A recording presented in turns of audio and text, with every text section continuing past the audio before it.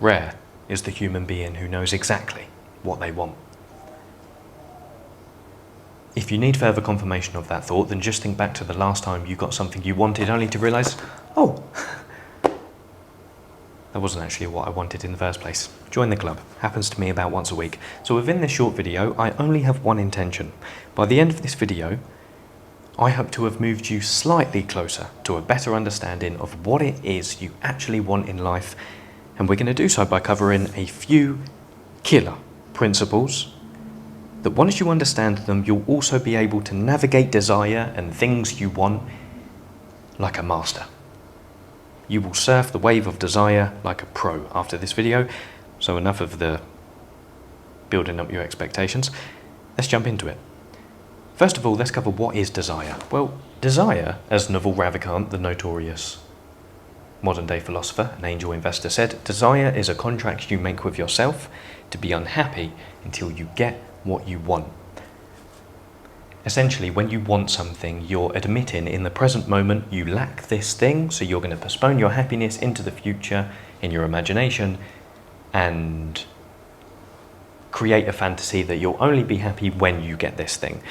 But the key assumption we're going to take throughout this video is you cannot ever get rid of desire. It's just not how your brain works, and it's just not how we function as humans. If someone, probably on a beach somewhere with long dreadlocks, otherwise known as a hippie, if someone in the world knew how we could fully get rid of desire, then there'd be a billionaire. You cannot get rid of desire. It's just not how your brain works. So the assumption we're going to take is you cannot, of course, as we've mentioned, control the fact that you desire things, but you can control where you put your attention in regards to the things you desire. In other words, you can choose to pick one desire and let go of all of the rest, with the understanding that by cultivating this desire, it's going to be a source of unhappiness for you until you get it, and then the cycle of desire will repeat itself. Speaking of the cycle of desire, a lot of people, spiritually minded, would argue that it would be good for you to completely get rid of desire. But the tricky thing is with that is that desiring to get rid of desire is still a desire. So you hop on the familiar hamster wheel of life, which is trying to not want, to not want, to not want. And you just go around on that circle until you throw up. So cultivate one desire, get rid of all of the rest is the main point we're going to take in this video. But first of all, you have to figure out, well, next of all, because we've already mentioned something first, next, you have to figure out what it is that you desire. What is that one thing? Well, let's continue into the principles. First principle to help you understand what it is you want in life is, we're going to start strong. This is from Alan Watts, the British philosopher, who I hold very dear to my heart and has helped me more than once in life. R.I.P. Alan Watts proposed that there are two reasons as to why you don't know what you want. Number one is you already have it.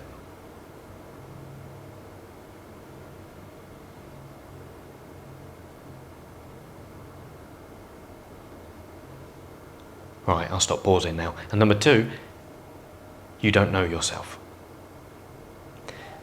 But in his lecture in which he delivered that message, he didn't elaborate too much further in terms of how to go about knowing yourself. And to be honest, in my opinion, giving someone the instructions of just know yourself is about as useful as a pair of sunglasses on a bloke with one ear. So these further principles are now going to help you with that understanding of yourself if you don't already have what you want. Number two, the second principle. To better understand yourself, understand this. Where you lack gratitude, you likely have a desire. This highlights that analysing your life for those areas that you're complaining about or you feel a lack of gratitude towards, you likely feel ungrateful because you have a desire underneath this thing. To give you a quick example of this, let's say that in your social opportunities right now in your life, you feel a bit neglectful towards them. You know, you have a lot of social opportunities, you have a group of friends, and you get along well with them, but for some reason you can't help but just feel ungrateful towards them. You don't necessarily express your appreciation for your friends, and you're just like, Yeah, okay, cool, I've got a good group of friends. Analysing that lack of gratitude and applying the principle of there's a desire causing that lack of gratitude, you might realise, well, okay, why do I feel ungrateful towards my social opportunities? At a deeper level, you then realise, oh, well, they're not your people. They don't have your blood running through their veins. Potential desire is it's time to start a family. And still expand your social opportunities, but from a different angle. Analyse where you feel ungrateful, and you'll likely realise you have a desire, and that will highlight what you want. Remember, we're using the word want and desire interchangeably in this video. Another example of that? Well, let's take a very trivial example. Let's imagine that you feel incredibly ungrateful towards how your body looks. You don't necessarily have dysmorphia, but you just wake up and you look at yourself in the mirror and you're thinking, oh my God, you know, I don't really feel proud of my body. Lack of gratitude, there's a desire. The desire, you want to be in better shape. When you understand that principle, it becomes, you allow yourself to look at your ungratitude through a much more compassionate lens and gift yourself a realization of what it is you want. Where you lack gratitude, you likely have a desire. The third principle, cycle of desire. The third principle is this. Going after what you want is risky once you discover what you want. Going after what you want is risky because it involves the potential of failure, rejection, and disappointment if you strive to actualize that desire but then fail. That's a tough process to swallow. So what that highlights, colorina, is basically there's a cat roaming around the apartment. Well, not roaming around. Family lives there. It's the cat of the family, but she's pregnant. And a few nights she's been, you know, getting involved with the local lads, having a few bust-ups. So that was another bust-up. Going after what you want is risky, which allows us to look at your desires and your relationship with yourself again through another compassionate lens. Because if we understand that going after what you want is risky, you can then realise, well, then that's no wonder why it's so hard to figure out what you want. Because hiding your desires from yourself, as annoying as that is, the trick that our brain plays on us, what do I want? Most of the time I know it, but it's always hidden. The reason why your brain would do something like that is because it's a defense mechanism. It's protecting you from the potential of failure and disappointment. Not to mention that when we negotiate with people in our lives, you know, people in your relationships, why is it so hard to negotiate with people? Well, two reasons when we understand this principle. One, people rarely know what they want. And number two, when people do know what they want, they don't admit it to you because they know when they admit what they want, they know exactly when they're not getting it, and knowing when they're not getting what they want is painful. Hence, it's safer to hide what you want from yourself and other people, because if you hide it, you don't admit what you want, meaning that you avoid the potential failure of not getting it. So that's another compassionate point of view. But linked to that, the fourth principle, to make that last point practical, a second place for you to look, to figure out what it is. Pardon me, I had a mango before I recorded this video, so pardon me. Another place for you to look in your life to discover what you want is your fear.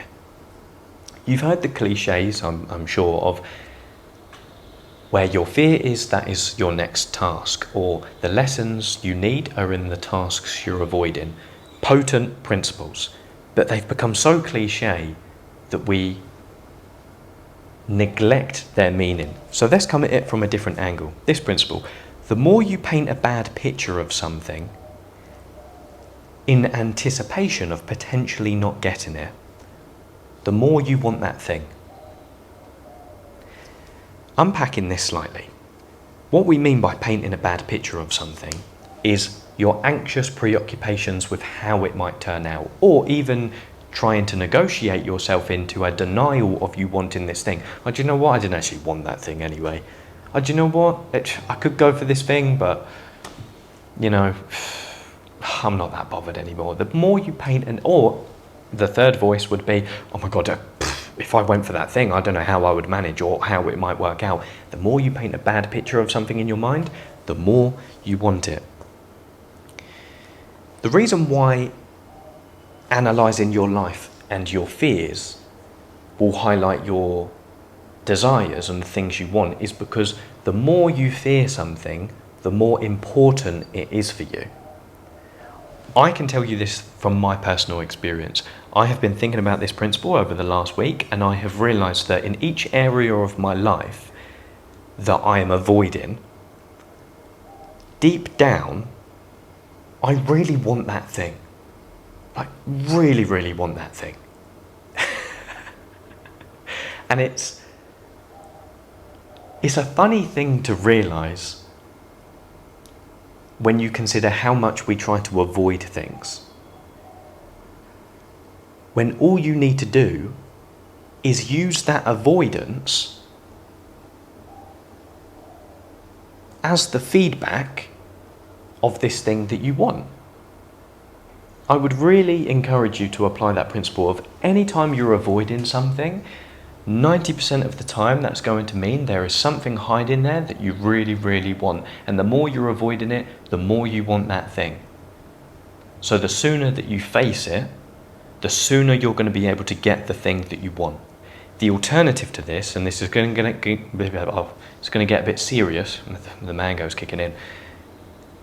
Hopefully they don't have hallucinogenic mangoes in Mexico. But anyway, the opposite of this is very scary.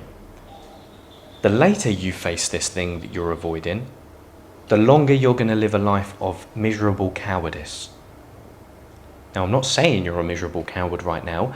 All I'm warning you of is the more you avoid, the more you're going to act within the energy of being a miserable coward. How can I say that with certainty? Because I've been there. I have many times throughout my life avoided things that I really wanted to do. You know, years would go by and then I would finally do it. And not only would I realise, oh, that wasn't actually that much of a bad thing to do, but then I felt regretful all the time I had spent avoiding this thing after realising that it was much easier to face than I thought. So the realisation was, not only is this thing now even more important to me because I've avoided it for longer, but I've wasted all this time avoiding it when really I could have just faced it and when the dragon was a lot smaller. The lessons you need are in the tasks you're avoiding. And when you're avoiding something, that means something is important to you. 2 more principles before we end this video on an optimistic note. It's got a bit dark, hasn't it? I hope that isn't... Is that alright? Nah, we'll stay with life. Why change? If it's not broken, don't fix it. The second to last point we're going to cover is a neuroscientific principle which is going to highlight the trickiness we can get ourselves into when differentiating between things that we want and things that we like. I'll tell you what I'll do. Give me 1 second. I'm going to put a blind up, and that might allow a little bit more light into the room. Okay, oh, my knee just went. Neuroscientific principle, which is going to help us differentiate between things that you like and want. In the 1970s, there was a neuroscientist called Kent Berridge, and he was doing some experiments, as most neuroscientists do, on rats. And what he discovered is that there's an area of the brain which lights up when we're craving something. It's called the nucleus accumbens. And what this area of the brain is responsible for is, like I said, craving. You've likely heard of the molecule dopamine before, and dopamine is what your brain releases in anticipation of a potential future reward. Usually it's confused as the molecule of pleasure, mainly because the initial experiments that were done to discover dopamine in the 1950s-ish were performed with drugs on rats. So people conflated the idea that drugs are pleasurable with this new molecule, so it must be the molecule of pleasure. No, it's the molecule of anticipation of reward. So Ken Berridge discovered that when you give a rat food, of course, the dopamine levels spike in its nucleus accumbens, this brain region that is responsible for releasing dopamine. But then he discovered something curious. He discovered when you deplete a rat of its dopamine stores completely, so it doesn't have that dopaminergic craving and motivation and energy to pursue future reward, so it's lethargic on the experiment table, but you force feed the rat food, the rat will show facial gestures of enjoying that food, similar to humans, like, oh, pleasure. They kind of smile a little bit and just show pleasurable gestures. So what he discovered is that in the nucleus accumbens, there are two, I'm going to simplify the neuroscience a little bit, but there are two areas of this important brain region. One that governs the craving of future reward, but then another part that governs our enjoyment of rewards in the here and now. But here's the only catch. Oh, by the way, I didn't clarify. The reason why it's applicable to humans, this rat study, is because we show very similar gestures when we like something. And of course, brain regions are somewhat similar in the rats and humans. But the only catch with this brain region having these two components is that the area of the nucleus accumbens that governs dopaminergic craving for more geographically operates around 90% of the nucleus accumbens. But the area which governs liking of a reward in the here and now governs around 10% of this brain region. So what does that mean? This area of your brain is much more biased towards dopaminergic craving for more, colorina.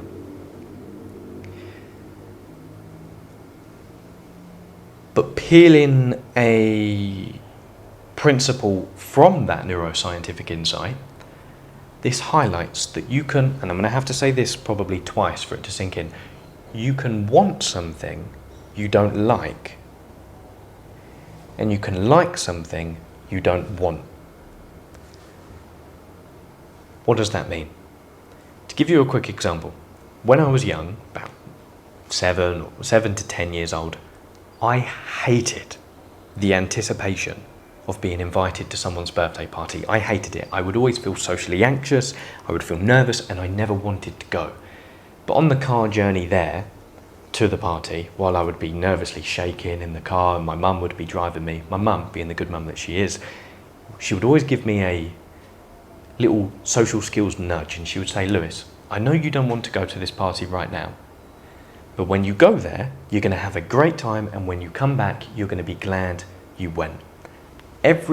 Without fail, every single birthday party I went to as a kid, I never wanted to go beforehand, but when I was there, I always liked it. What does that mean? I liked something I didn't want. So I want you to bear this in mind the next time you feel the craving to do something. Because the opposite of liking something you don't want is wanting something you don't like. For example, how many times have you been scrolling on your phone, on YouTube, or TikTok, whatever, and you've realised while you're scrolling, you're not actually having a good time, but you can't stop. Why? Because there's an imbalance between you craving something and actually enjoying it. So the main practical takeaway here is, the next time you feel like you want to do something, that doesn't always mean you're going to like that thing while it's happening. Taking that to its extreme, that's addiction, right?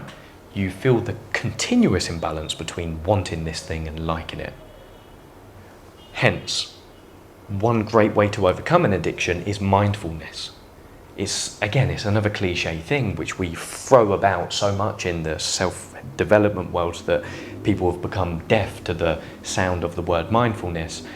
When you apply presence, let's call it, to your addiction, while you're engaging in it, for example, you're smoking the cigarette and you apply yourself to really pay attention to the taste, the el sabor, the smell of the cigarette, what do most addicts realize? It's horrible. You can apply that to any addiction. and realize you want to do this thing, but you don't actually like doing it. And once you realize that, your desire naturally decreases for this thing. To finalize this point, the flip side of this, of course, liking something you don't want. Also remember that just because you don't want to do something doesn't mean you're not going to like it when you do it.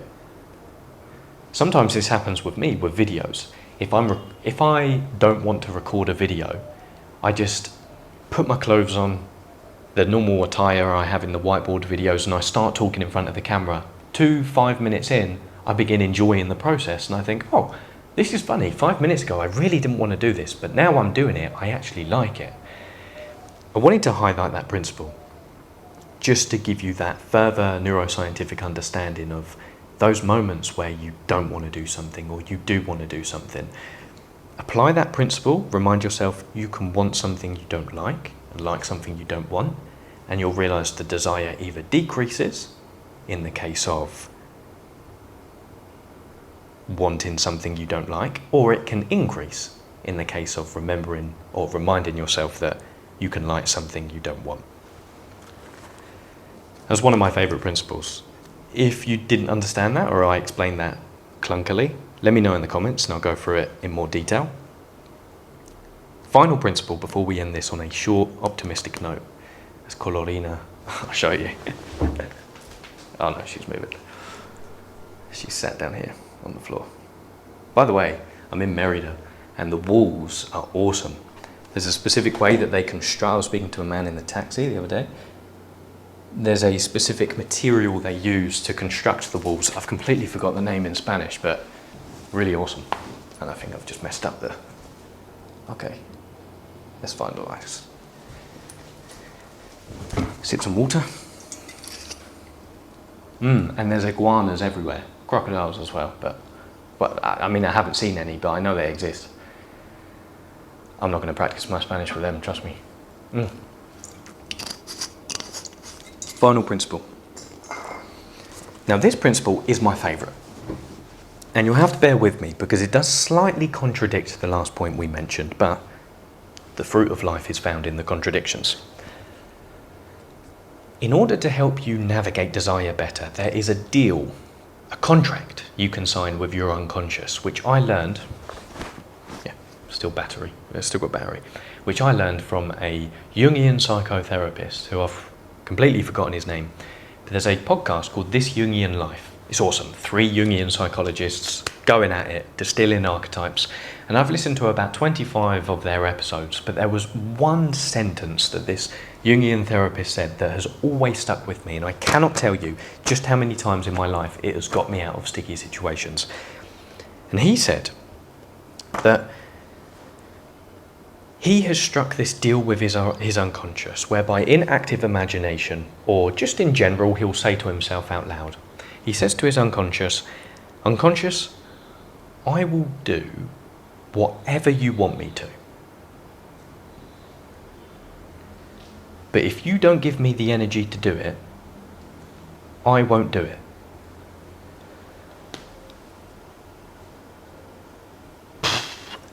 The reason why that has been so helpful for me within the last 3 to 4 years of my life is because I've mainly applied it to relationships, be it romantic relationships, friendships, relationships in general. But the main way I describe my attraction towards someone, be it, amistad, friendship, or romantic interest, is I feel magnetically pulled towards them and I just want to be in their presence. I felt a warm breeze on my foot and I thought it was an iguana or something. I feel magnetically pulled to be in their presence, but I cannot explain why. In fact, if I tried to explain why, it would probably taint the beauty of the attraction in a negative way, because I would be trying to describe it in a way that isn't describable by words. That feeling of attraction towards people comes from, I get that energy from a place that I know not. If I may speak in Old English, I don't know where that energy comes from. Understanding this principle though, I can understand that it comes from my unconscious. It's operating at a level below conscious awareness. So if you're ever unsure as to whether you should want something or whether you do want something. Starting a new project, working on something, taking a job, being or going on a date with someone, spending more time with them, continuing a conversation with someone, continuing to date someone.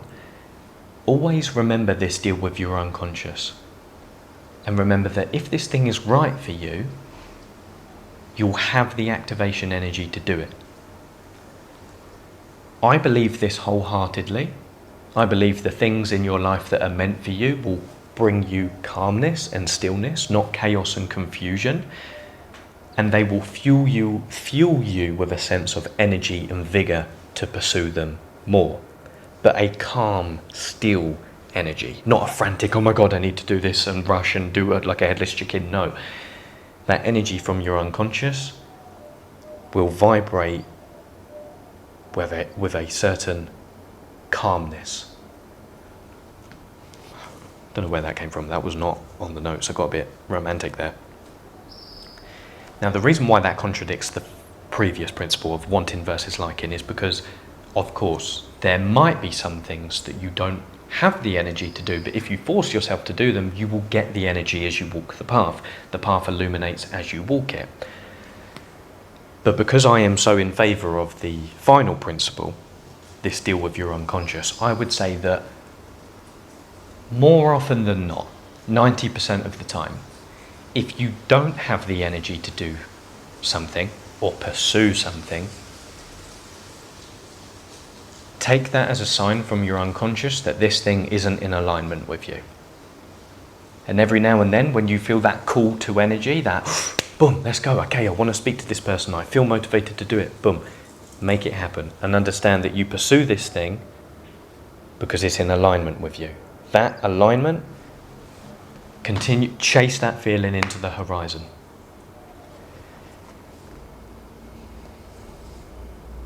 I really swear by that principle. I really swear by it. Of course, there's caveats to it, and some people in the comments are going to say, oh yeah, but what if you're depressed and you don't have energy to do anything? I understand that. But pursue things that give you that energetic alignment. Finally, let's end this video on an optimistic note. Failing all of this, failing all of these principles, and let's say that you continue to, or you never understand what it is you want in life, and worse yet, you're constantly on this habit wheel, as we all are, of desire, desire, desire, desire. Even after you understand, just cultivate one, get rid of all of the others. You cultivate that one, achieve it, unhappy, achieve it, happy, unhappy again, achieve it, happy. Even if you remain on that hamster wheel, remember this. Your life can still be... I messed it up.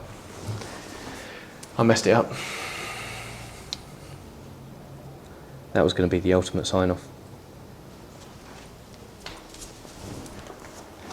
Your life can still be fulfilling even if none of your desires are ever truly fulfilled.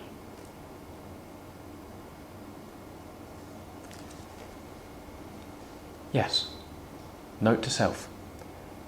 And to quote a patient of therapy from the brilliant psychotherapist Charlotte Fox Webber, whose book I'm going to recommend you in a second to finalise this video, as her therapy patient said, after unpacking her desires in the therapy room, I've only just realised that my life is full of richness, even with the disappointments, and without a climax in every sense. And I find that quite marvellous.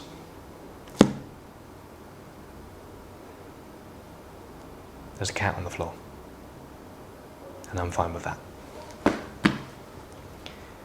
If you would like to go deeper into this topic of desires and figuring out what you want, then I would recommend Charlotte Fox Webber's book, Tell Me What You Want. It's her unpacking her realizations in the therapy room based on years of therapy, but within the context of desires and figuring out what people want. I haven't read the book yet, but I'm going to read it.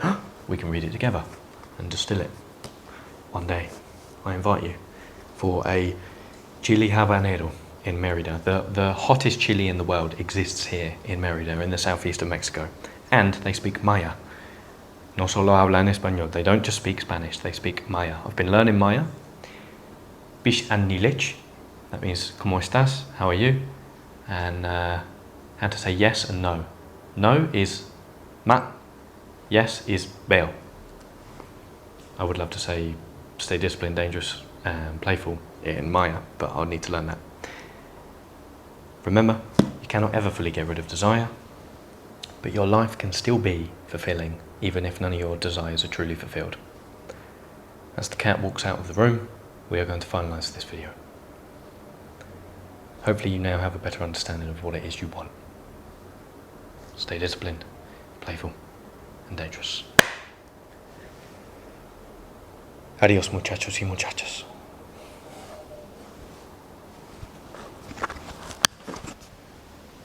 Blah, blah, blah, blah, blah.